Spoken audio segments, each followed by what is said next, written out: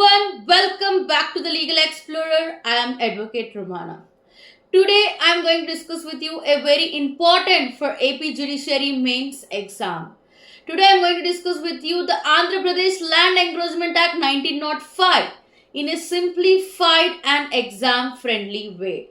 Before going into this act, let's understand the background of the act because the background of the act is very important. Like why this act came, what is the necessary of this act. So here is the story. Before 1905, if anyone occupied government land without permission, it was treated as a criminal trespass. But after a High Court ruling in 1869, this method became illegal. So the government brought this law in 1905 to deal with unauthorized occupation of the government lands legally. It allowed the government to evict encroachers and even charge penalties or penal assessments. So let's begin. What is this act actually about? Now, here we are heading to the act. The Andhra Pradesh Land Encroachment Act 1905 is the law to stop people from illegal occupying government land. It was passed on December 23rd, 1905 and applies to the entire state of AP, Andhra Pradesh. The main goal of this act, what is the main goal? The main goal is to protect government properties like roads, rivers, public lands from an unauthorized use. For judiciary exam, this act is important because it tests your understanding of land laws and revenue procedures and administrative powers. This act deals with two types of land. One is Porambok land. What do you mean by Porambok land? Unassessed land for public use like roads, paths or water bodies. The next type of land is what? Assessed land. Assessed wasteland. What do you mean by assessed wasteland? Land that can be assigned to private persons but only with the government permission.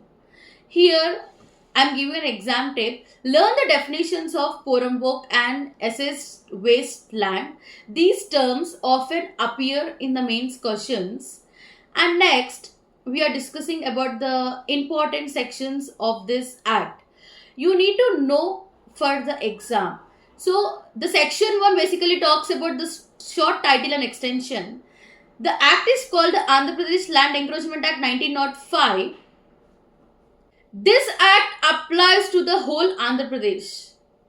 Always mention the full title and extension in your answer for the clarity. It gives an impression to the examiner that you are. Now the important sections, the section 1A talks about the definitions. Then the first important definition is collector. Collector is nothing but officer in charge of a revenue division, which includes deputy collector, sub-collector, etc. The next important definition is tehsildar, which is nothing but officer in charge of a taluk, which includes special tehsildar. Deputy tehsildar, nothing but officer in charge of a taluk or a sub-taluk. Next, here I am giving an exam tip. If a question asks about the roles, mention these definitions with an example such as a tehsildar can issue notice under section 7. Next, we are heading into section 2, which talks about the government ownership, which nothing but all public roads, streets, rivers, lakes and the lands are the government property unless owned by the zamindars, roytawari holders or the registered landowners, held under a government grant which is not licensed. Public roads vested in local authorities are also government property. Example, I am giving here an example. If someone builds a shop on a public road, it's an encroachment under section 2. Here I am giving you an example. Use the example such as Ramesh building a shop on a public road to explain this section in your answer. In such way you explain. Next we are heading to the section 3. Assessment and penalties. If someone occupies government land without permission, they must pay an assessment like a tax based on land value. A penalty is nothing but an extra fine for illegal use. These amounts are recovered as a land revenue under the Andhra Pradesh Revenue Recovery Act 1864. Here I am giving an exam tip. Link section 3 and section 9. Section 3 with section 9 for recovery procedures in your answer. Section 5 and section 6 talks about eviction and punishment. Section 5 allows summary eviction of an unauthorized occupants by revenue officials. Section 6 talks about if someone resists eviction, they can be arrested and sent to civil jail. Example, if a person refuses to leave government land after a notice, the collector can use force with a police help. Here I am giving an exam tip. Mention the warrant format under section 6 for procedural question. See, for procedural question, don't waste your time if the question is not procedural.